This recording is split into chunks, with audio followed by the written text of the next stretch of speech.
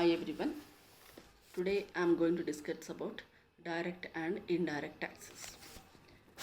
What are direct taxes? What are indirect taxes? What are the advantages of direct taxes, and what are the advantages and disadvantages of direct taxes, and advantages and disadvantages of indirect taxes. Now, before going into the lesson, let us first say what is a tax at all. A tax, as it is said by definition, it is a compulsory payment. Like, if a government imposes a tax on a person, that person he should compulsorily pay that amount to the government. He cannot say no. So because the government is providing him so many facilities directly and indirectly, he has to pay tax to the government. Okay, so it is a compulsory payment. What is a tax again? It is a source of maximum revenue to the government. Today, in modern days, in welfare economies, moreover in democratic countries, tax is a main source of revenue to the governments. So, tax is a main source of revenue, and tax is not justifiable in nature. What does it mean? Tax is not justifiable in the sense, when a person pays some tax to the government, he cannot claim anything in return for the tax from the government. Say for example, if I pay 1 lakh rupees as a tax to the government, I cannot ask the government, you give me something in return for 1 lakh rupees. I cannot ask. It's not justifiable.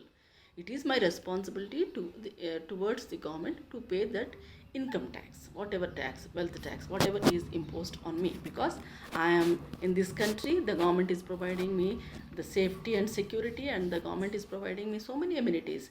So for that, I have to pay my tax to the government. Okay, so it is a compulsory payment. Okay, in the olden days, most of the states were laissez-faire states. They used to interfere very less in the economic activities or other activities. The governments used to do only two major duties, that is, protecting the country from external aggression and from internal disturbances.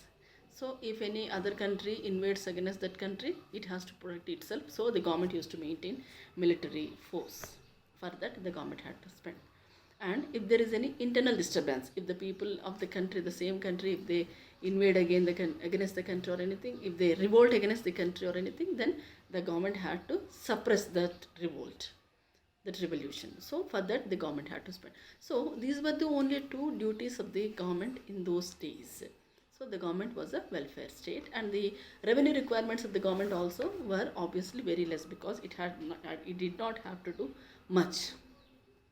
But in the modern days, the governments, the responsibilities of the governments are multifarious. The governments are expected to do many things for the people. The governments should provide roads. It should lay the roads. It should construct irrigation projects, electricity projects. It has to construct industries. It has to provide security to the people. It has to maintain military force, huge military force. These days we are seeing, due to Chinese attack on India, how important is the military for a country, because the military is defending the country at the borders. We are safe and secure inside the country. Okay, so it is a responsibility of the government to maintain the military force at borders, to provide them arms and ammunition, to give them salaries, to provide them food and shelter. So many things the government has to spend. So to do all these, from where will the government get revenue? It gets the revenue through various sources, the main source being taxes. Okay, through different types of sources, the government gets revenue. But out of these various sources, the major source is through taxes, different types of taxes. So on the basis of tax burden, on the basis of whether the tax burden can be shifted or not, taxes are mainly classified into two types. Those are direct taxes and indirect taxes. What are direct taxes? Direct taxes are those taxes in which case the tax amount should be paid by that person only on whom the tax is imposed. Okay, it means, for example, if the tax is imposed on me, then I should only pay the tax. So it is paid by one on whom it is imposed.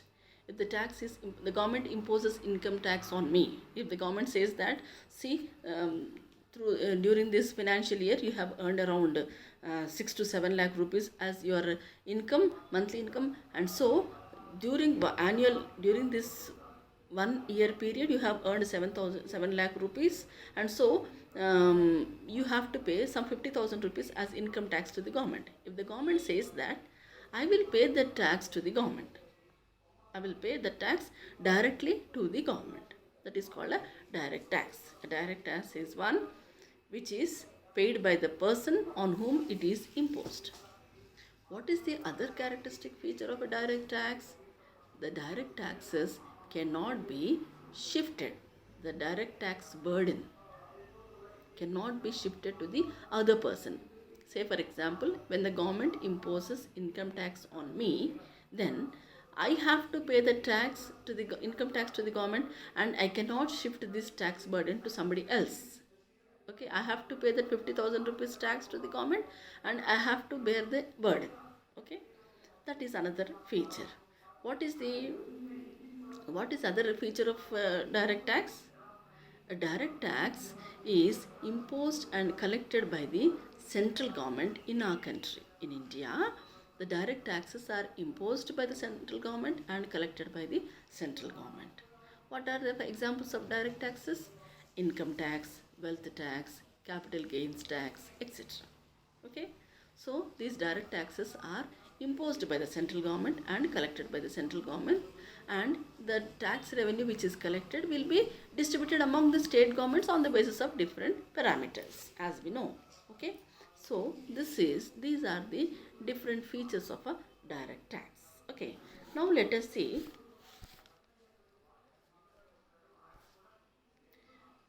what are the advantages of a direct tax. Okay, see guys, before that I want to tell you, just now we discussed that government imposes taxes on people and it collects revenue. Then one second, I'll talk something, I will talk about this something in Telugu also, because in order to benefit the Telugu students. విద్యార్థులారా, నేను పన్నుల గురించి, మన భారతదేశంలో పన్నుల గురించి మాట్లాడుతున్నాను. పన్ను అని అంటే ప్రతి ఒక్కరూ ప్రభుత్వానికి చెల్లించవలసిన మొత్తం. ప్రభుత్వం ప్రజలపైన పన్ను విధిస్తే వాళ్ళు ప్రభుత్వానికి తప్పనిసరిగా చెల్లించాలి. ఎవరు కూడా నేను ఈ పన్నును ఎందుకు చెల్లించాలి అని అనకూడదు. ప్రభుత్వానికి, వాళ్ళకి ప్రత్యక్షంగా పరోక్షంగా ప్రభుత్వం మనకి రకరకాల సౌకర్యాలు, సదుపాయాలు కల్పిస్తూ ఉంటుంది. కాబట్టి వాటన్నిటిని వాడుకున్నందుకు గాను మనకి ప్రభుత్వం రక్షణ కల్పిస్తూ ఉంది. మనం ఈ రోజున మన ఇంట్లో మనం సురక్షితంగా కూర్చుని ఉన్నామంటే అక్కడ సరిహద్దుల్లో సైనికులు ఎంతో మన దేశాన్ని జాగ్రత్తగా పరిరక్షిస్తూ ఉండడం వల్ల మనం ఈ రోజున ఈ విధంగా సుఖంగా ఉన్నాం. సైనికుల్ని ఎవరు నియమించి వాళ్ళని నిర్వహిస్తున్నారు? ప్రభుత్వం. మరి ప్రభుత్వానికి ఇటువంటి ఖర్చులు చాలా ఉంటాయి. కాబట్టి ఇలాంటి పనులన్నింటినీ, ఇలాంటి ఖర్చులన్నింటినీ కూడా భరించడానికి గాను ప్రభుత్వం ప్రజలపైన పన్ను విధిస్తూ ఉంది, వసూలు చేస్తుంది. ఓకే, సో ప్రభుత్వం మనము ఖచ్చితంగా పన్ను చెల్లించాలి.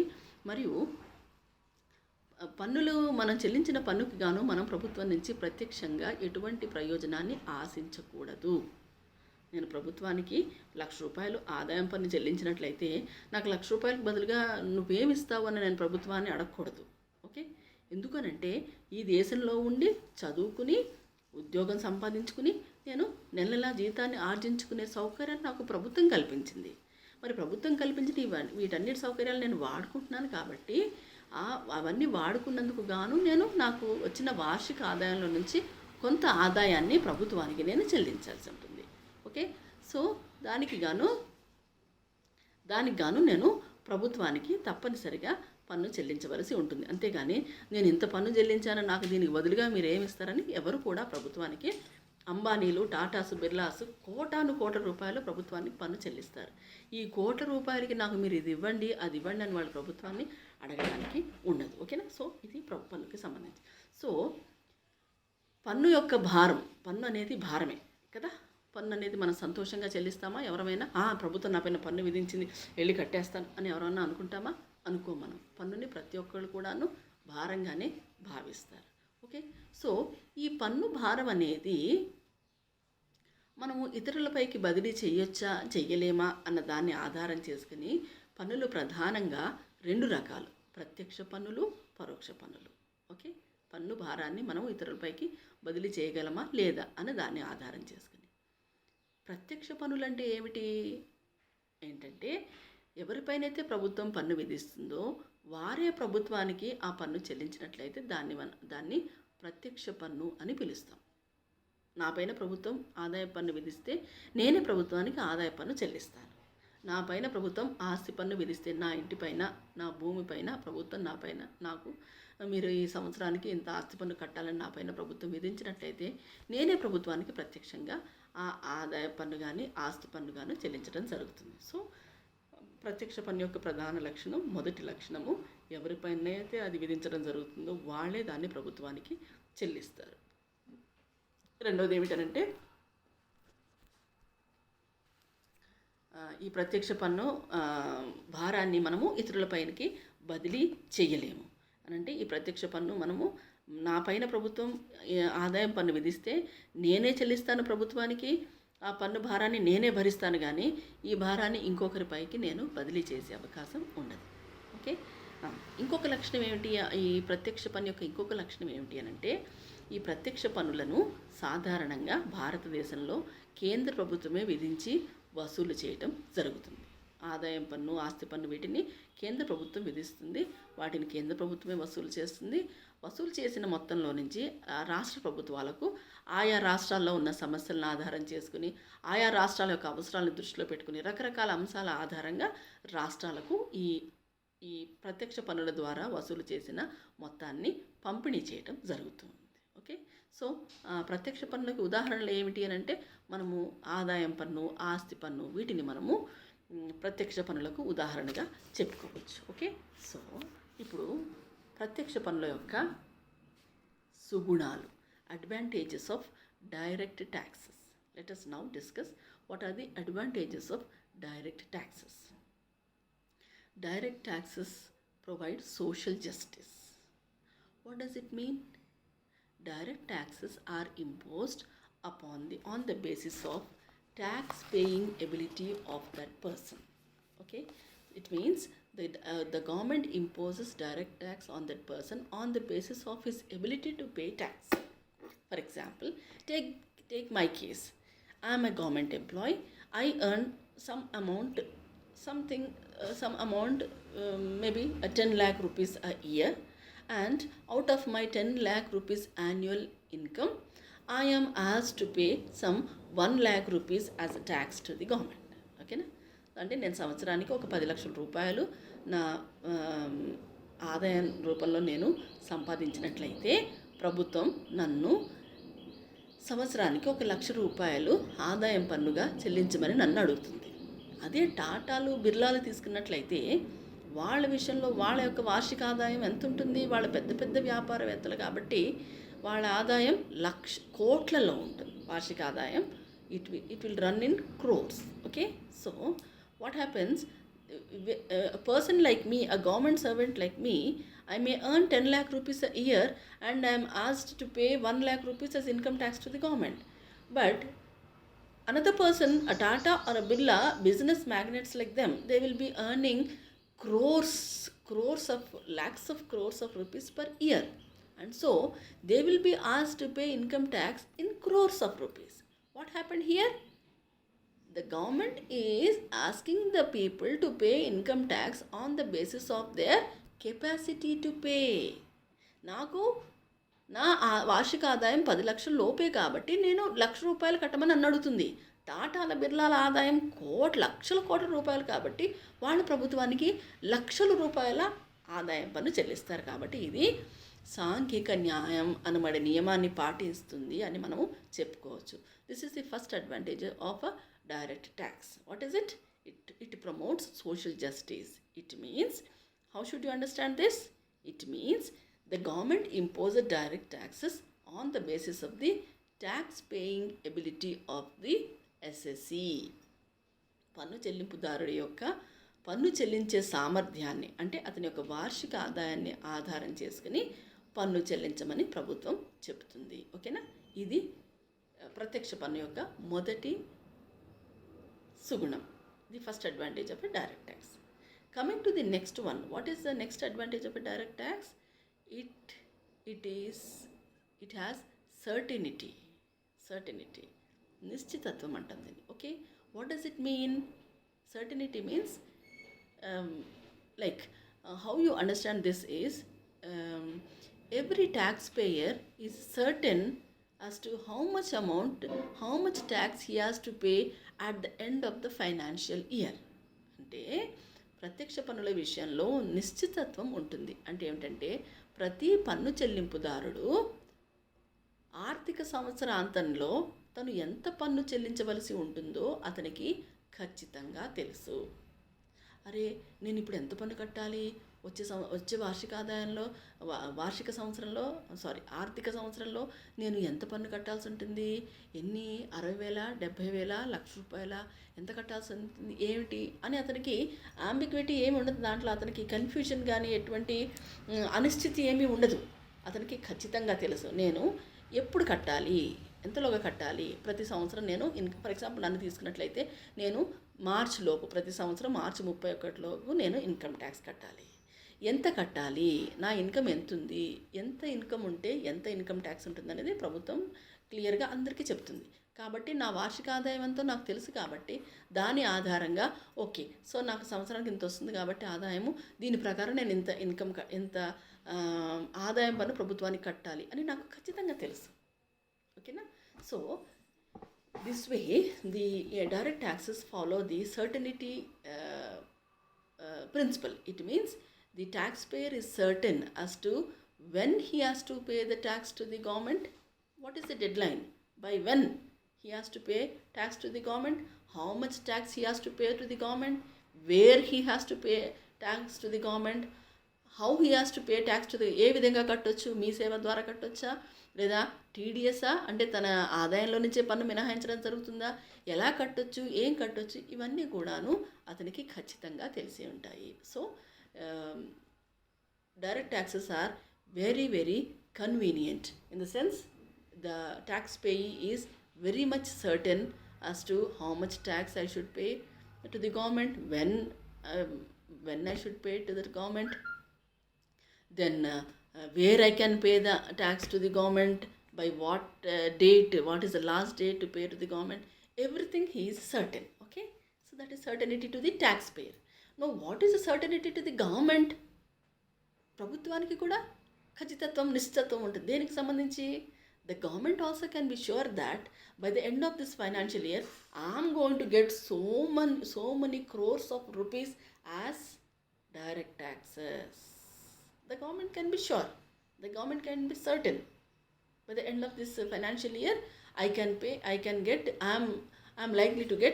will get so many crores of rupees as income tax. Yes, so because when I am going to get so much of money as income tax, let me do this, let me take up this project, let me take up that project, let me take up this scheme.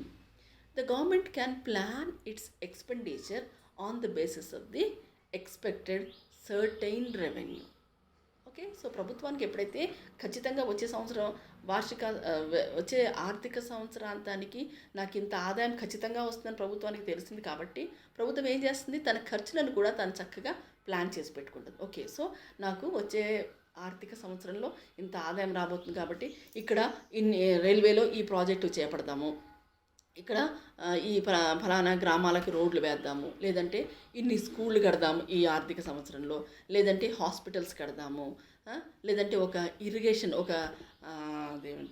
నీటిపారుదల ప్రాజెక్ట్ని మొదలెడదాము, ఒక electricity విద్యుత్ శక్తి ప్రాజెక్ట్ని మొదలెడదాం. ఈ విధంగా ప్రభుత్వం కూడా ఖచ్చితంగా తాను ప్లాన్ చేసుకోగలుగుతుంది. ఎప్పుడు ప్లాన్ చేసుకోగలుగుతుంది? ఎప్పుడైతే తనకి ఖచ్చితంగా ఇంత ఆదాయం వస్తుందని తెలిస్తుంది. సో ప్రత్యక్ష పన్నుల యొక్క ఇంకొక సుగుణం ఏమిటి అని అంటే, ప్రభుత్వానికి ఖచ్చితంగా నాకు ఈ ఆర్థిక సంవత్సరంలో ప్రత్యక్ష పన్నుల రూపంలో ఇంత ఆదాయం వస్తుందని చెప్పేసి ప్రభుత్వానికి ఖచ్చితంగా తెలుస్తుంది. కాబట్టి తను తన ఖర్చులను ప్లాన్ చేసుకోగలుగుతుంది. ఇది ఇంకొక సుగుణం. తర్వాత ఇది చాలా మితవ్యయ నియమాన్ని పాటిస్తుంది. What is it? Direct taxes are economical in nature. What does it mean? What is meant by economical? Here, when you say that the direct taxes are economical, the expenditure incurred to collect the direct taxes is very less. The expenditure incurred by the government to collect the direct taxes. Okay, the government did not have huge staff, so many offices to collect the direct taxes. It is very easy to collect the direct taxes. For example, take my case. I being a government servant, I have to pay direct tax, my income tax to the government. Directly my income tax will be deducted from my salary. I need not go and pay it separately in a particular office to a particular officer. So income tax department ఉంటుంది, దాంట్లో తక్కువ మంది ఆఫీసర్లే ఉంటారు. ఎందుకనంటే ప్రతి ఒక్కళ్ళు income tax డిపార్ట్మెంట్కి వెళ్ళి ప్రైవేట్ వ్యక్తులు వెళ్ళి చెల్లిస్తారు. కానీ ప్రభుత్వ అధికారులు లాంటి మాలాంటి వాళ్ళం ఏం చేస్తాం, ప్రభుత్వ ఉద్యోగస్తుల లాంటి మాలాంటి వాళ్ళం ఏం చేస్తాం, మా ఆదాయాల నుంచే ప్రభుత్వానికి పన్నులు మినహాయించి వాళ్ళకి వెళ్ళిపోవడం జరుగుతుంది. కాబట్టి ఈ ప్రత్యక్ష పన్నులను వసూలు చేయడానికి గాను చాలా ఎక్కువ మంది సిబ్బంది, చాలా ఎక్కువ కార్యాలయాలు ఏర్పాటు చేయాల్సిన అవసరం ఉండదు. కాబట్టి ఈ ప్రత్యక్ష పన్నుల వసూలు ఖర్చు చాలా తక్కువగా ఉంటుంది. కాబట్టి ఏమంటాం మనము, ప్రత్యక్ష పన్నులు అనేవి మిత వ్యయ నియమాన్ని పాటిస్తాయి. The direct taxes are very economical in the nature. We mean to say the expenditure incurred on correcting the direct taxes is very minimal. Okay, that is another advantage. Okay, then another advantage of direct taxes is elasticity. What does it mean? It means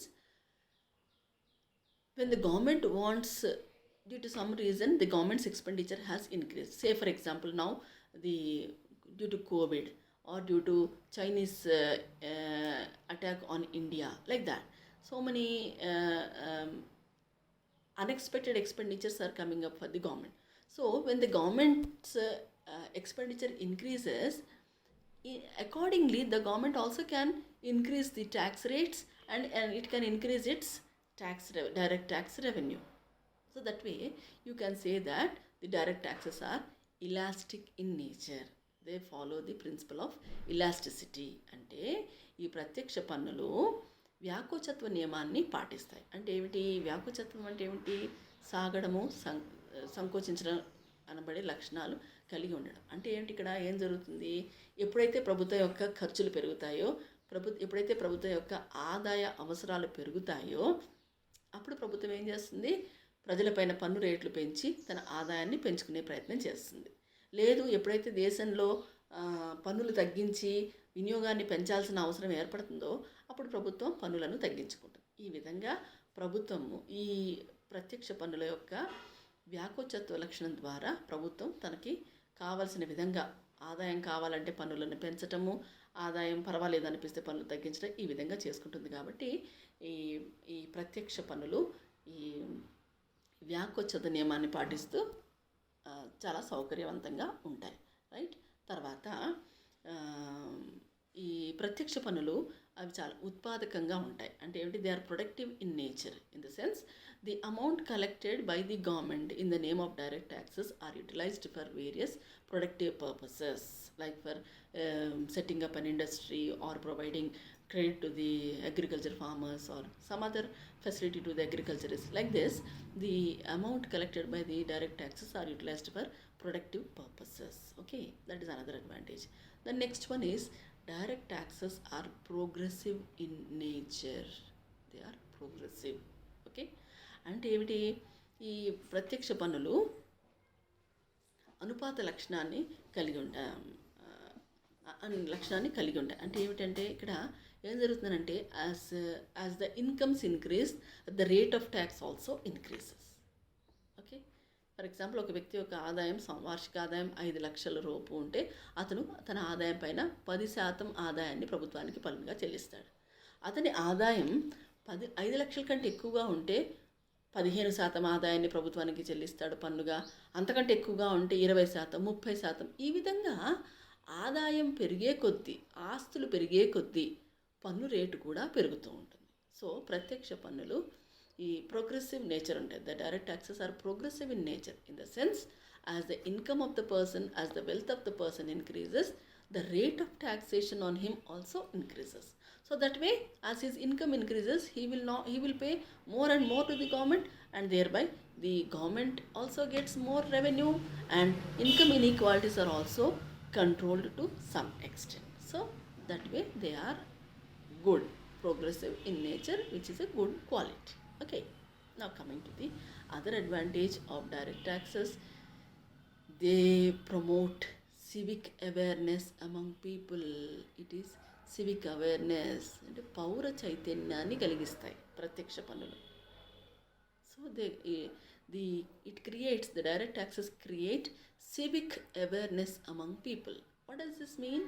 Civic awareness means awareness or a kind of responsible feeling among the citizens. How? Say, take my case. I'm a government employee. I'm paying, say for example, I paid 1 lakh rupees as tax to the government during this financial year. So when I have paid so much of money as tax to the government, what happens? I will question the government. What are you doing with my money? I have paid so much amount as tax. Where is my money going? How judiciously you are using this amount? Are you wasting this amount? Why are you wasting unnecessarily my amount? This is how I can question the government. This is called civic awareness. అంటే ఏంటంటే ప్రత్యక్ష పన్నులు ప్రజల్లో పౌర చైతన్యాన్ని కలిగిస్తాయి. పౌర చైతన్యం అంటే ఏంటమ్మా? అంటే ఏమిటంటే పన్ను చెల్లింపుదారుల్లో చైతన్యం కలుగుతుంది. ఉదాహరణకు ఒక వ్యక్తి ఒక ఆర్థిక సంవత్సరంలో 1,00,000 రూపాయలు ప్రభుత్వానికి ఆదాయ పన్ను రూపంలో లేదా ఆస్తి పన్ను రూపంలో ఈ విధంగా ప్రత్యక్ష పన్నుల రూపంలో చెల్లించినట్లయితే అతను ఏం చేస్తాడు? ప్రభుత్వాన్ని ప్రశ్నించే స్థాయికి వెళ్తాడు. అవును, నేను 1,00,000 రూపాయలు పన్ను చెల్లించాను, నా డబ్బుతోటి మీరు ఏం చేస్తున్నారు?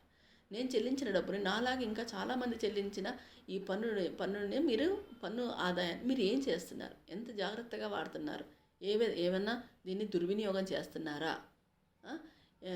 ఈ విధంగా అతను ప్రభుత్వాన్ని ప్రశ్నిస్తాడు. ఆ విధంగా ప్రభుత్వాలు జవాబుదారీగా ఉండే అవకాశం ఉంటుంది. సో ప్రజలు ఎంత చైతన్యవంతంగా ఉంటే ప్రభుత్వాలు అంత జవాబుదారీగా, అంత జాగ్రత్తగా పనిచేసుకుంటూ ఉంటాయి. కాబట్టి ప్రత్యక్ష పన్నుల ద్వారా ప్రజల్లో పౌర చైతన్యం కలుగుతుంది. The direct taxes will lead to civic awareness among the people. Okay, that is another advantage. Coming to the another advantage of direct taxes, it is important to the government's economic policy. The direct taxes are very important to government's economic policy. How? The government's economic policy depends upon the prevailing economic situation in the country. What is the economic situation prevailing in the country? For example, if there is inflationary situation prevailing in the country, inflation, the prices are soaring high, the prices of all goods and services are increasing, and the common man and the average man is put to severe hardships. Okay, so during that time it is a responsibility of the government to control the prices. It is the responsibility of the government to see that the price rise is controlled. So the government can control the prices by controlling the money supply in the country. As we discussed, as we know, increase in money supply will lead to increase in the demand for goods and services. That in turn leads to increase in their prices. Okay, so during inflationary situation, the government will increase the direct taxes. So when the government increases the direct taxes like income tax, wealth tax, capital gains tax, etc., what happens? The purchasing power from the hands of the people is withdrawn. ప్రజల చేతుల్లో నుండి కొనుగోలు శక్తిని తగ్గించడం జరుగుతుంది. అంటే ఎప్పుడైతే ప్రభుత్వం ప్రత్యక్ష పన్ను రేట్లను పెంచుతుందో ఆదాయం అనేది ప్రజల చేతుల్లో నుంచి ప్రభుత్వాల చేతుల్లోకి వెళ్ళిపోతాయి. అంటే మనం ఖర్చు చేసే శక్తి తగ్గిపోతుంది. మనమంతా కూడా మార్కెట్లోకి వెళ్ళి అది ఇది కొనుగోలు చేసే శక్తి తగ్గిపోతుంది. మనం అంతా కూడా ఎప్పుడైతే తక్కువగా డిమాండ్ చేయడం మొదలెడతామో వస్తు సేవల ధరలు కూడా తగ్గుతాయి. దానివల్ల వస్తు సేవలకి డిమాండ్ తగ్గి వాటి ధరలు అదుపులోకి వస్తాయి. సో అంటే ఈ ప్రత్యక్ష పన్నులు అనేవి ప్రభుత్వం యొక్క ఆర్థిక విధానాలకు తగ్గట్టుగా ఉంటాయి. అంటే ఒకవేళ ప్రభుత్వం యొక్క ఆర్థిక విధానం అనేది ద్రవ్యోల్బణాన్ని అరికట్టాలి అని అనుకున్నట్లయితే ప్రభుత్వం ప్రత్యక్ష పన్నులు పెంచడం ద్వారా ద్రవ్యోల్బణాన్ని అరికట్టాలి. అలాగే ఒకవేళ ఆర్థిక వ్యవస్థల మాంద్యం పరిస్థితులు నెలకొన్నాయి అనుకోండి, డిప్రెషనరీ టెండెన్సీస్ నెలకొంటున్నాయి అనుకోండి దేశంలో ఆర్థిక వ్యవస్థలో, అప్పుడు ప్రభుత్వం ఏం చేస్తుంది? ప్రత్యక్ష పన్నులను తగ్గిస్తుంది. తగ్గించడం వల్ల ప్రజల చేతుల్లో కొనుగోలు శక్తి పెరుగుతుంది. వాళ్ళ పన్ను, ఇప్పుడు నేను ₹1,00,000 పన్ను కట్టాల్సిన చోట ఇక నుంచి నువ్వు 60,000 కడితే చాలా మానింది అనుకోండి ప్రభుత్వం, నన్ను ఏం చేస్తాను? నా దగ్గర 40,000 నా చేతుల్లో మిగిలి ఉన్నాయి. 40,000 పట్టుకుని మార్కెట్కి వెళ్తాను, బట్టలు అంటాను, అవి అంటాను, ఇవి అంటాను, అవి కొనడానికి. నేను నాలాగా చాలామంది మార్కెట్లలోకి వస్తే మనం అందరం ఎప్పుడైతే మార్కెట్లో కొనుగోలు చేయడానికి వెళ్తామో మన వల్ల ఉత్పత్తిదారులు ఎక్కువగా ఉత్పత్తి చేస్తారు. వాళ్ళందరూ ఎక్కువగా ఉత్పత్తి చేస్తే చాలామందికి ఉపాధి దొరుకుతుంది. రకరకాల దాని యొక్క సంబంధిత అన్ని రంగాల్లో కూడాను ఉత్పత్తి పెరిగి ఎకానమీ అనేది మాంద్యం నుంచి బయటపడే అవకాశం ఉంటుంది. So when there are depressionary tendencies in the country, the government will reduce the direct taxes, thereby increase the purchasing power of the people. People start purchasing more and more in the markets. When they purchase more and more, the producers produce more and more, thereby the employment and other production activities increase in the country. In all the related areas, production will increase. Thereby, economy will rejuvenate. That's how the direct taxes are useful to the government in the formulation of its economic policies. That way, they are very advantageous to the government. So, this is how you can say this way the direct taxes are having so and so advantages. But the direct taxes also have certain disadvantages. So what are the disadvantages of the direct taxes? Let us see. Direct taxes, people feel it a burden. Direct taxes create a feeling of burden among the taxpayers. How? For example, take my case. I know that today, this is month of July. In the July month only, I know that by 2021 March ending, I should pay 1.5 rupees as income tax to the government. అంటే నాకు వచ్చే సంవత్సరం March నెలాఖరికి నేను ఎంత డబ్బు నేను ప్రభుత్వానికి ఆదాయం పన్ను చెల్లించాలనేది నాకు ముందే తెలుసు. ఎప్పుడైతే నాకు ముందే తెలుస్తుందో నేను దానిపైన నాకు అయిష్టత కలుగుతుంది. అమ్మ బాబాయ్, ప్రభుత్వానికి నేను ఎంత పన్ను కట్టాలా, ₹1,50,000 కట్టాలా, అదే నా దగ్గర ఉంటే నేను ఇంకా అవి కొనుక్కునేదాన్ని కదా, ఇవి కొనుక్కునేదాన్ని కదా అనేసి అనుకుంటాం మనం. ఓకే, కాబట్టి ప్రజలు ఏమంటారంటే దీన్ని ఒక భారంగా భావిస్తారు, దీన్ని తప్పించుకోవాలని చూస్తారు, దీన్ని ఎలాగా తగ్గించుకోవాలని చూస్తారు. దీనికి రకరకాల వక్ర మార్గాలను అవలంబించి వాళ్ళు పన్ను భారాన్ని తగ్గించుకునే ప్రయత్నం ఎందుకంటే వాళ్ళకి ముందే తెలుసు ఎంత పన్ను కట్టాలనేది ముందే తెలిసిపోతుంది. ఎందుకంటే నా వార్షిక ఆదాయం ఎంతో నాకు తెలుసు కాబట్టి ఈ ప్రభుత్వ లెక్కల ప్రకారం, ప్రభుత్వం విధించిన నియమాల ప్రకారం నేను ఇంత ట్యాక్స్ ప్రభుత్వానికి కట్టాలని నాకు ముందే తెలిసిపోతుంది. నాకు అది చాలా భారంగా అనిపిస్తుంది. Why should I pay so much tax? Okay, let me reduce the tax. అదేంటి ఆ దొంగ లెక్కలు, ఆ లెక్కలు, ఈ లెక్కలు చూపించేసి ఏం చేస్తాము, పన్ను తగ్గించుకునే ప్రయత్నం చేస్తాం. ఓకే, అది మొదటి దోషం ఈ పన్నులో, ప్రత్యక్ష పన్నులోనే దోషం. రెండవది ఏమిటి? No direct benefit. The direct tax payer will not have any direct benefit from the government. Okay, as we discussed in the beginning only, direct ఎప్పుడైనా సరే మనము ఒక వ్యక్తిగా ఏం చేస్తాం, మనం ₹1 ఎవరికైనా చెల్లిస్తే ఆ రూపాయికి బదులుగా మనకి ఏమొస్తుందా అని మనం చూసుకుంటాం.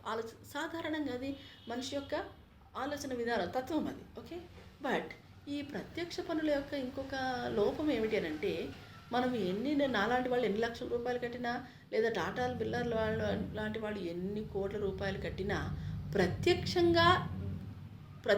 ప్రత్యక్ష ప్రయోజనం మటుకి మనకి ఏమీ కనిపించదు. నేను ₹1,50,000 పన్ను కట్టాను, నాకు ప్రత్యక్షంగా పరోక్షంగా నాకు ప్రభుత్వం రకరకాల సౌకర్యాలు కల్పించవచ్చు. నేను జామని కారులో వెళ్ళడానికి, నాకు 110 స్పీడ్ వెళ్ళడానికి మంచి మంచి రోడ్లు వేస్తుండొచ్చు, రింగ్ రోడ్స్ నిర్మించవచ్చు గవర్నమెంట్, కొత్త కొత్త ప్రాంతాల్లోకి రైల్వే ట్రాక్ వేయచ్చు, లేదంటే మా ఇంటి దగ్గర మంచి మంచి రోడ్లు వేసి ఇంటి చుట్టంతా గ్రీనరీ పెంచడానికి గాను, లేదంటే తెల్లవారితే అది మా ఇంట్లో ఏ చెత్త లేకుండా మున్సిపల్ సిబ్బందిని పెంచవచ్చు. రోడ్లకి అటు ఇటు చెత్త చెదారం లేకుండా అవన్నీ క్లీన్ చేయడానికి గాను మున్సిపల్ సిబ్బంది వాళ్ళ సంఖ్య ఎక్కువగా ఉండొచ్చు. రకరకాలుగా ప్రభుత్వం నాకు పరోక్షంగా నాకు రకరకాల సౌకర్యాలు కల్పిస్తుంది. కానీ మనం అవి చూడడం ఏం చూస్తాం, మనము డైరెక్ట్గా విచ్ వే ఐఎమ్ బెనిఫిటెడ్. నాకు ప్రత్యక్షంగా నేను రూపాయలు కట్ట, నాకు ఎంత ప్రయోజనం వస్తుంది, నాకు ఏమి లాభం వస్తుంది, నాకు ఏమి దీనికి బదులుగా నాకు ఏమి ఇస్తుంది ప్రభుత్వం అని చూస్తాం. ఎప్పుడైతే నాకు ఏ ప్రత్యక్ష ప్రయోజనం ఉండదో నాకు నేను కట్టాల్సిన పన్ను పైన నాకు అయిష్టత కలుగుతుంది. ఓకేనా, ఇది ఇంకొక లోపం. Okay, the next one is chance of evasion. In direct taxes there is every chance of evading the tax. How? I know it. I know it beforehand as to how much tax I should pay by the end of March 2021. వచ్చే సంవత్సరం ఆర్థిక సంవత్సరాంతానికి నేను ఎంత పన్ను కట్టాలో ప్రభుత్వానికి నాకు పైసలతో సహా తెలుసు. ఎప్పుడైతే నాకు తెలుసో నేనేం చేస్తాను, నేను ఆ లెక్కలు సరిగ్గా చూపించకుండా తప్పుడు లెక్కలు చూపించి నేను పన్ను భారాన్ని తగ్గించుకోవడానికి కానీ లేదా మొత్తానికి ఎగవేసే ప్రయత్నాన్ని చేస్తూ ఉంటాను నేను. ఓకే, సో ఈ విధంగా ప్రత్యక్ష పన్నులు మనకి ఎంత కట్టాలో ముందే తెలిసిపోయి ఉంటాయి కాబట్టి మనము ఆ పన్నుని ఎగవేసే ప్రయత్నం చేస్తాము, ఎగవేసే అవకాశాలు ఎక్కువగా ఉంటాయి. ఓకేమా, right. Then the next disadvantage of direct tax is it is discouraging in nature. It discourages the people. How does it discourage the people? Which way? As you know, the more the income you earn, the more tax you have to pay to the government. The more wealth you purchase during this financial year, the more tax you have to pay to the government. So what happens? You will be discouraged to earn more. It may lead to brain drain from our country. The doctors or famous doctors or engineers or big professionals, they migrate to other countries because there the tax burden is less. In India the taxes are very high. Then why should I be in India putting all my efforts and doing all hard work and earning and paying tax to the government? What is the need? Let me go to so and so country. So ఈ విధంగా ఈ ప్రత్యక్ష పన్నుల వల్ల అనేవి చాలా మనకి డిస్కరేజింగ్గా ఉంటాయి. ఎలాగనంటే మనం ఎంత కష్టపడి రాత్రి పగళ్ళు వ్యాపారం చేసి కష్టపడి ఎంత ఎక్కువ సంపాదిస్తే అంత ఎక్కువ పన్ను ప్రభుత్వానికి చెల్లించాలి. ఎందుకు చెల్లించాలి, అసలు ఎందుకు కష్టపడాలి, నేను ఇంత కష్టపడి సంపాదించి ప్రభుత్వాన్ని చెల్లించడానిక ఏం కష్టపడతాంలే అనేసి ఓ విధంగా మనిషికి చాలా నిరాసక్తత వచ్చేస్తుంది. అదేవిధంగా ఈ పన్నులు, ప్రత్యక్ష పన్నులు మేధో వలసకి కూడా దారి తీసే అవకాశం ఉంది. మేధో వలస అంటాం, బ్రెయిన్ డ్రెయిన్ అంటే ఏమిటంటే బాగా తెలివైన వాళ్ళు, పెద్ద పెద్ద డాక్టర్లు, పెద్ద పెద్ద ఇంజనీర్లు, పెద్ద పెద్ద ఐటీ ప్రొఫెషనల్స్.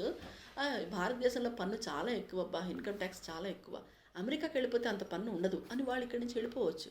మంచి మంచి మేధస్సు గల వాళ్ళు దేశాన్ని వదిలిపెట్టి వెళ్ళిపోవచ్చు. ఇది ఇంకొక లోపం.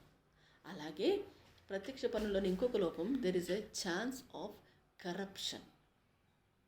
Okay, in direct taxes you have chance of corruption. How?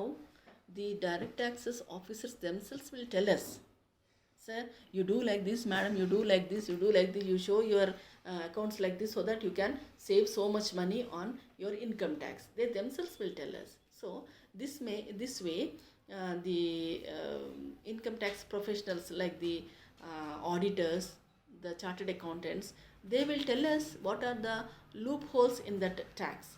So if you do like this, madam, you can save so much amount on income tax. If you do like this, madam, you can save so much amount on your wealth tax. Like this, it may lead to corruption. The another disadvantage of direct tax is it has a very low tax base. ఈ ప్రత్యక్ష పన్నులకు ఇంకొక లోపం ఏమిటంటే దాని యొక్క పన్ను పరిధి అనేది చాలా తక్కువ. పన్ను పరిధి అనంటే ఎంతమంది ఆ పన్నులోకి వస్తున్నారు, ఎంతమంది ఆ పన్ను చెల్లిస్తున్నారని దాన్ని మనం పన్ను పరిధి అంటాం. డైరెక్ట్ ట్యాక్సెస్ ముఖ్యంగా ఇన్కమ్ ట్యాక్స్, వెల్త్ ట్యాక్స్లోకి పన్ను పరిధిలోకి వచ్చేవాళ్ళు చాలా తక్కువ. ఎందుకనంటే ప్రభుత్వము వార్షిక ఆదాయం ఇంతకంటే ఎక్కువ ఉన్న వాళ్ళే ప్రభుత్వానికి ఆదాయం పన్ను కానీ సంపద పన్ను కానీ చెల్లించాల్సి ఉంటుందని పెడుతుంది. సో ఎప్పుడైతే గవర్నమెంట్ ఆ విధంగా ఒక ఒక లిమిట్ పెడుతుందో దాని ప్రకారం ఆ పన్ను పరిధిలోకి వచ్చే వాళ్ళ సంఖ్య చాలా తక్కువగా ఉంటుంది. కాబట్టి ఏం జరుగుతుంది, ఈ పన్ను కట్టే వాళ్ళకి అందరికి కూడా ఏమనిపిస్తుంది, అరే వీళ్ళు ఎవరు పన్ను కట్టడం లేదే, నేనే కడుతున్నానే పన్ను, ప్రభుత్వం నాపైనే పన్ను విధించిందే, మమ్మల్ని ప్రభుత్వం ఇబ్బంది పెడుతుంది, ఈ విధంగా వీళ్ళు భావించే అవకాశం ఉంటుంది. మేము కట్టిన పన్నుతోటి అందరూ ఎంజాయ్ చేస్తున్నారే. So it may lead to such a type of feeling among the taxpayers, because the tax is paid by very few. These direct taxes, the wealth tax or the income tax or the capital gain tax or the tax on corporate profits, these are paid by very less percentage of the people out of total population. So what these people do, I am paying the tax, this fellow is not paying, because ours being a developing country, the direct taxpayers are very less. Very few people come under this direct tax net. Okay, so this is another disadvantage. So these are the disadvantages and disadvantages of direct taxes. Now coming to indirect taxes. What is an indirect tax? Indirect taxes are those taxes which are paid indirectly to the government. So the tax is paid to the government. The government imposes taxes on one person, but the tax is paid by some other person. Okay, so what happens in case of indirect taxes, the impact and incidence are on different persons. It means, what is impact? The initial burden of the tax. What is incidence? The final burden of the tax. So పరోక్ష పన్నులు అంటే ఏమిటి, ఒక పన్ను యొక్క ప్రారంభ భారము మరియు అంతిమ భారము వేరువేరు వ్యక్తులపైన ఉన్నట్లయితే దాన్ని మనం పరోక్ష పన్ను అని అంటాం. The initial burden is, for example, you take the case of sales tax, you take the case of excise tax. Excise tax means production tax, tax on production. What happens when the government imposes excise tax on the producer? First he will pay the tax to the government. Later what he does, he will shift that amount, excise tax, whatever he has paid to the government, he will mix it in the price of the commodity, and he will shift the tax burden to the ultimate consumer. So what happened? The excise tax initially was paid by the producer. Finally, the burden was borne by the consumer. So, ఈ విధంగా పరోక్ష పన్నులు అంటే ఏమిటంటే, ఈ పన్నుల యొక్క భారాన్ని ప్రారంభంలో ఒక వ్యక్తి భరిస్తాడు, అంతిమంగా ఇంకొక వ్యక్తి భరిస్తూ ఉంటాడు. ఓకే, ఎప్పుడైతే ఒక పన్ను యొక్క ప్రారంభ భారం ఒకరిపైన, అంతిమ భారం మరొకరిపైన ఉందని చెప్తామో దాన్ని మనము పరోక్ష పన్ను అని అంటాం. సాధారణంగా ఈ పన్నులను రాష్ట్ర ప్రభుత్వాలు, కేంద్ర ప్రభుత్వం కూడా విధించి వసూలు చేయడం జరుగుతుంది. ఉదాహరణకి కస్టమ్స్ పన్ను అంటే ఎగుమతి దిగుమతి పన్ను, తర్వాత మోటార్ వెహికల్ పన్ను, వాహన పన్ను, అమ్మకం పన్ను, ఎక్సైజ్ పన్ను, ఇవన్నీ కూడాను పరోక్ష పన్నులకు ఉదాహరణ. The motor vehicle tax or the customs duty or the sales tax, excise duty, these are all the examples of indirect taxes. Okay, now what are the advantages of indirect taxes? Indirect taxes do have certain advantages and disadvantages. Let us see what they are. Now coming to the advantages of indirect taxes, they are very convenient to the taxpayer. Why? We pay the indirect taxes in small amounts. For example, when you purchase a soap, in the price of the soap only, the excise tax or the sales tax, whatever is there, it is included in its price. So without your knowledge, you are paying tax to the government. How much are you paying? Very less amount. If the say for example, if the soap is worth the price of the soap is 20 rupees, in that maybe the sales tax or excise tax may be 1 rupee or 2 rupees, very less. So when the amount is very less, you don't feel it a burden. Okay, so this way the indirect taxes are paid in small amounts, and it is not felt a burden by the taxpayer. Without our knowledge, without knowing only, we pay indirect tax to the government. Okay, that is the main advantage. The second one is, indirect taxes are paid only when spent. Okay, only when you spend money, only when you buy something, you pay indirect tax. If you don't buy, you don't pay. Okay, So this way, the government can discourage the indirect tax. The government can discourage the luxury expenditure by way of indirect taxes.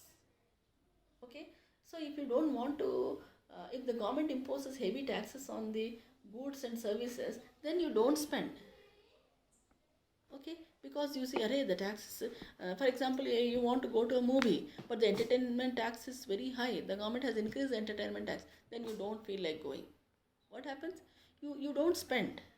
Okay, if the government wants to control the spending by the people, it will increase the indirect taxes. Okay, so what you mean to say is direct taxes are indirect taxes. Indirect taxes are paid only when you spend. When you don't spend, when you don't buy any good or any service, you don't pay any tax, any indirect tax to the government. Okay, that is another. Then indirect taxes have very broad tax base. What does it mean? Everybody comes under indirect tax net. So that is why we say, funnily we say, a person who has taken birth on earth cannot escape two things. One is a tax, the other one is death. భూమి మీద పుట్టినవాడు రెండింటిని తప్పించుకోలేడు, ఒకటి పన్ను ఒకటి చావు. ఎలాగా మనము చావు ఎలాగో తప్పించుకోలేదు, అది అందరికీ తెలుసు. సో పన్ను ఎలా తప్పించుకోలేమంటే ఎంత లేనివాడైనా ఎంతో కొంత ఏదో ఒక వస్తువు, ఒక రూపాయి వస్తువున్న కొనుగోలు చేస్తాడు. మనం కొన్నాము అని అంటే మనం పన్ను కట్టాము అని అర్థం.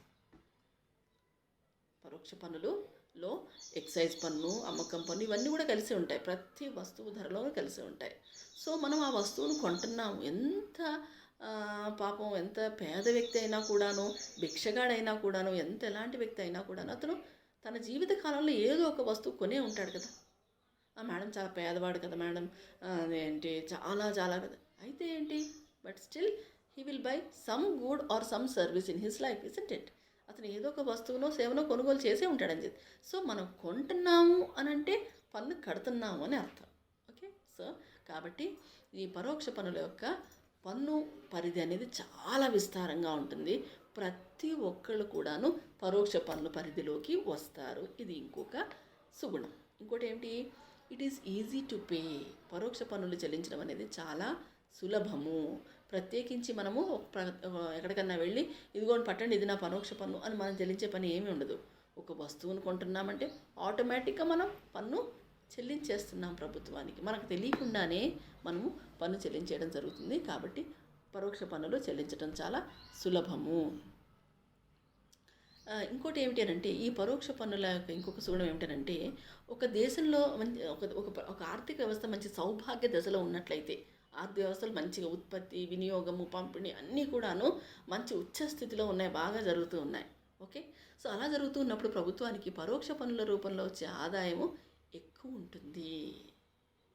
ఆ తర్వాత పరోక్ష పన్నులు సాంఘిక సంక్షేమానికి దారితీస్తాయి. పన్నుల సంక్షేమానికి దారితీయటం ఏమిటి అంటే ప్రభుత్వము ఎప్పుడైతే సిగరెట్ల పైన, మద్యం పైన, ఇలాంటి హానికరమైన వస్తువులపైన ప్రభుత్వం పన్ను ఎక్కువగా విధిస్తుంది. ఎక్కువగా విధించడం వెనుక ప్రభుత్వ ఉద్దేశం ఏమిటనంటే ఆ హానికరమైన వస్తువుల వినియోగాన్ని తగ్గించటము. ఓకేనా?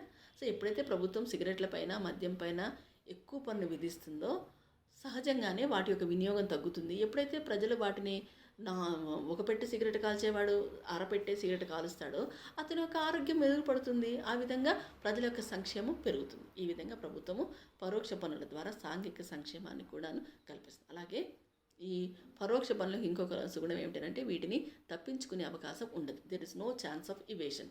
పరోక్ష పన్నులను ఎవరూ తప్పించుకోవడానికి అవకాశం ఉండదు. ఫర్ ఎగ్జాంపుల్ మనం అనుకుంటాము, కొంతమంది వ్యాపారస్తులు లక్షల కోట్ల రూపాయల వ్యాపారం చేస్తారు, కానీ వాళ్ళు ఇన్కమ్ ట్యాక్స్ ఇవన్నీ తప్పించుకుంటుంటారు. రకరకాల లెక్కలు చూపించి వాళ్ళు ఇన్కమ్ ట్యాక్స్ అతను ఇన్కమ్ ట్యాక్స్ అంటే ప్రత్యక్ష పన్ను తప్పించుకున్నా పరోక్ష పన్ను మట్టుకు తప్పించుకోలేడు. ఎందుకంటే అతను లగ్జరీ కారు కొనుగోలు చేస్తాడు. లగ్జరీ కారు కొనుగోలు చేసినప్పుడు దాంట్లో మోటార్ వెహికల్ ట్యాక్స్ ఉంటుంది. ఓకే, ఓకే, లేదా పెద్ద విల్లా కొనుగోలు చేస్తాడు, అతను ప్రభుత్వానికి రిజిస్ట్రేషన్ అమౌంట్ కట్టవలసి ఉంటుంది, లేదా రకరకాల పన్నులు చెల్లించవలసి ఉంటుంది, లేదా ఖరీదైన సోఫా సెట్లు, ఖరీదైన వస్త్రాలు, బంగారము, రకరకాల విలాస వస్తువులన్నీ కొనుగోలు చేస్తాడు. ఎప్పుడైతే ఇవన్నీ కొంటున్నాడో అతను ఆ వస్తువు ధరలో కలిపేసి అతను ప్రభుత్వానికి ఎక్సైజ్ ట్యాక్స్, సేల్స్ ట్యాక్స్ ఇవన్నీ కూడా కడుతున్నాడు. అంటే ఏమిటి, అతను తన తెలివితేటలతోటి ప్రత్యక్ష పన్ను ఇన్కమ్ ట్యాక్స్ తప్పించుకున్న పరోక్ష పన్నుల మట్టికి అతను తప్పించుకోడు. ఎందుకంటే సంపాదించుకున్నవాడు, అందరిని సంపాదించిన వాడు విలాస వ్యయం ఖచ్చితంగా చేస్తాడు. So when he is earning so much, definitely he'll buy variety of goods, costly goods. So when he buys these things, obviously he is paying indirect tax to the government. So the tax base is very vast. Now coming to the disadvantages of indirect taxes, they are regressive in nature. అంటే ఏమిటంటే ఈ పరోక్ష పన్నుల యొక్క లోపం ఏమిటంటే ఇది పేదవాడిపైన మరియు ధనికుడిపైన ఒకే ప్రభావాన్ని కలిగి ఉంటాయి. ఇది చాలా బాధాకరం. ఏమిటంటే ఒక వస్తువు, ఒక సబ్బు కొంటున్నాం, పేదవాడు ఆ సబ్బు కొంటున్నప్పుడు పేదవాడు కొంటున్నాడు, ధనికుడు కొంటున్నాడు. సో పేదవాడు ఆ సబ్బు పైన ఉదాహరణకి ట్యాక్స్ ₹2 అనుకోండి, పేదవాడు ₹2 కడుతున్నాడు, లక్షాధికారి కోటీశ్వరుడు కూడా ₹2 పన్ను కడుతున్నాడు ప్రభుత్వానికి. అప్పుడు ఏం జరుగుతుంది, ₹2 అంటే ఆ ధనికుడికి అసలు లెక్కే కాదు, పేదవాడికి ₹2 also makes difference on his budget, on his pocket. Okay, so ఈ విధంగా ఇది నష్టదాయకం. తర్వాత ఒకవేళ దేశంలో ఆర్థిక మాంద్య పరిస్థితులు నెలకొన్నట్లయితే ప్రభుత్వానికి పరోక్ష పన్నుల ద్వారా ఆదాయం తగ్గిపోతుంది. ఎందుకంటే ఆర్థిక మాంద్య పరిస్థితుల్లో ఉత్పత్తి, వినియోగం ఇవన్నీ కూడా తక్కువ స్థాయిలో ఉంటాయి. కాబట్టి ప్రభుత్వానికి పరోక్ష పన్నుల ద్వారా వచ్చే ఆదాయం తక్కువగా ఉంటుంది. ఆ తర్వాత ఇవన్నీ కూడా ఈ పరోక్ష పన్నులు తక్కువ వ్యాకోచత్వాన్ని కలిగి ఉంటాయి. అంటే ఏమిటి, ప్రభుత్వం తనకి ఆదాయం కావాలని చెప్పేసి తనకి ఎక్కువ డబ్బు అవసరం ఉంది కాబట్టి పరోక్ష పన్నులు పెంచుదాం అని అనుకోండి, వస్తు సేవల ధరలు, ఎక్సైజ్ ట్యాక్స్, సేల్స్ ట్యాక్స్ ఇవన్నీ పెంచిందనుకోండి, అప్పుడు ఏం జరుగుతుంది, వస్తువుల ధరలు పెరుగుతాయి. పెరగడం వల్ల ఏం జరుగుతుంది, పేద మధ్యతరగతి వాళ్ళు ఎక్కువ ఇబ్బంది పడతారు. కాబట్టి ప్రభుత్వం ఈ విధంగా ఆలోచించి ఏం చేస్తుంది, తొందరగా ఈ ఎక్సైజ్ పన్ను, అమ్మకం పన్ను పెంచడానికి వెనకాడుతుంది ప్రభుత్వం. So that way these indirect taxes are not very elastic in nature as is the case with direct taxes. Finally, then you can say the indirect taxes will cause inflation. As we said, when the government increases the indirect taxes, then the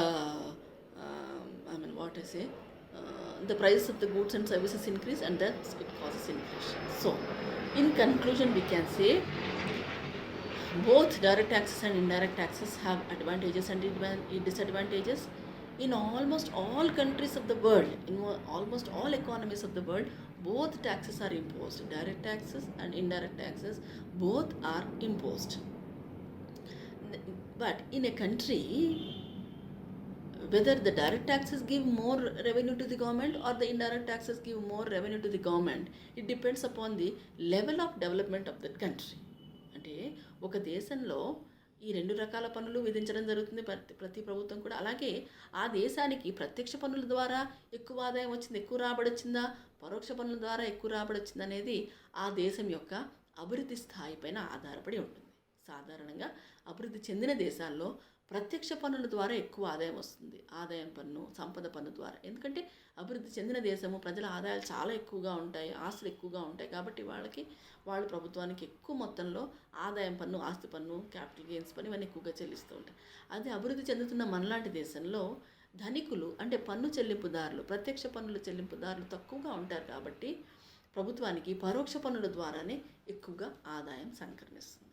so ఏ దేశమైనా, ఏ ప్రభుత్వమైనా, ఏ ఆర్థిక వ్యవస్థ అయినా కూడాను 2 రకాల పన్నులను విధిస్తుంది. 2 రకాల పన్నులలో సమతుల్యత పాటిస్తూ పన్నుల వ్యవస్థను కొనసాగించవలసి ఉంటుంది. The governments should strike a balance between these two and get going. So students, this is about the direct taxes and indirect taxes, their nature, their advantages and disadvantages, and in next class we will proceed with another topic. Thank you for the patient hearing.